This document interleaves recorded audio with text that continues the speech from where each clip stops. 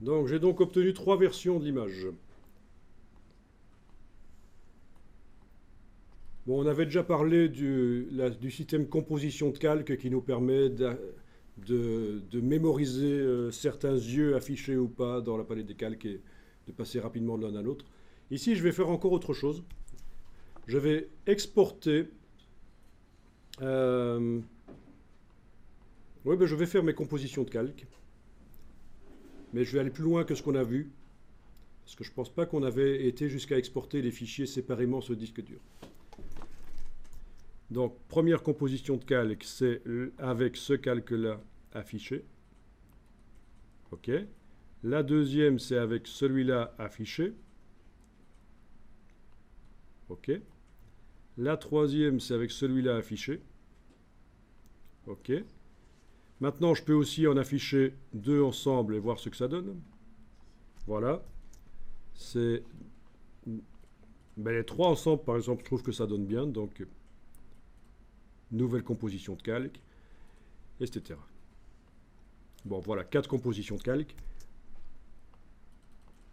Je vais toujours enregistrer l'image sur disque dur parce que jusqu'à présent, je ne l'ai pas enregistrée. Et alors là, ces compositions de calque, je les exporte sous forme de fichiers séparés sur disque dur. Fichier...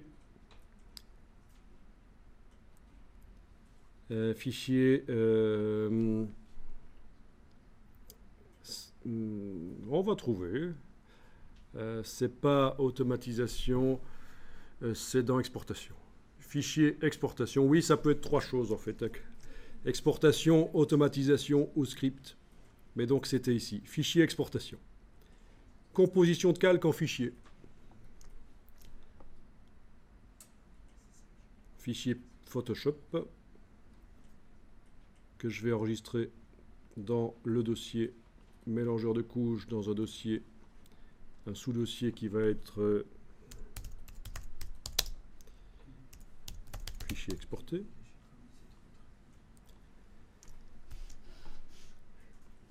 Voilà, exécuter.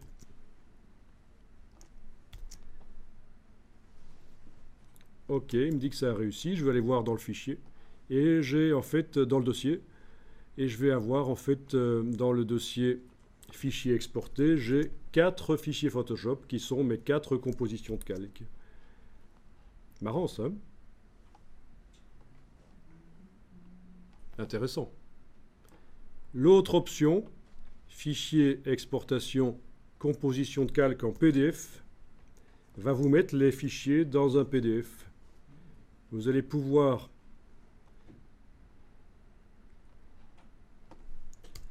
même faire un diaporama.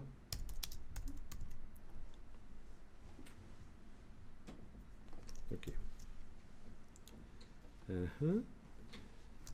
Donc, un diaporama, toutes les X secondes, ben, toutes les 2 secondes par exemple, qui va revenir au premier à la fin. Exécuter.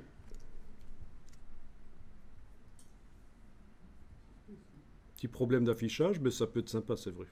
Ça peut donner des idées au niveau créatif. Ok. Je vais aller voir dans le dossier. Fichier en PDF. Il n'y est pas. Pourquoi il l'a mis ailleurs?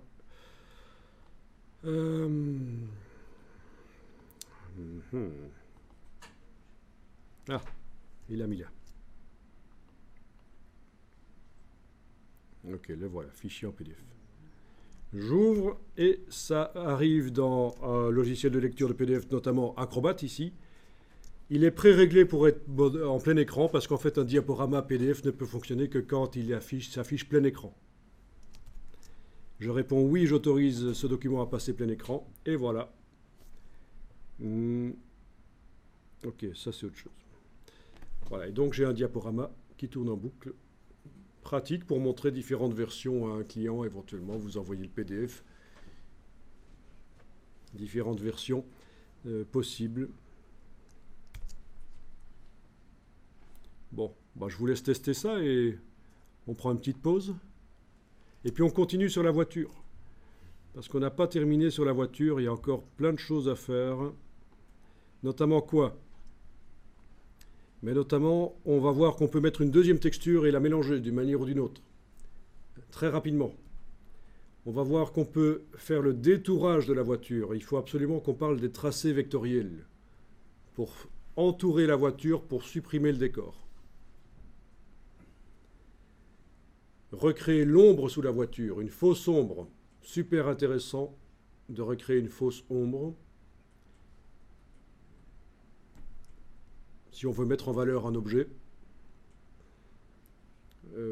Voilà. Ah oui, et puis aussi faire ressortir les chromes.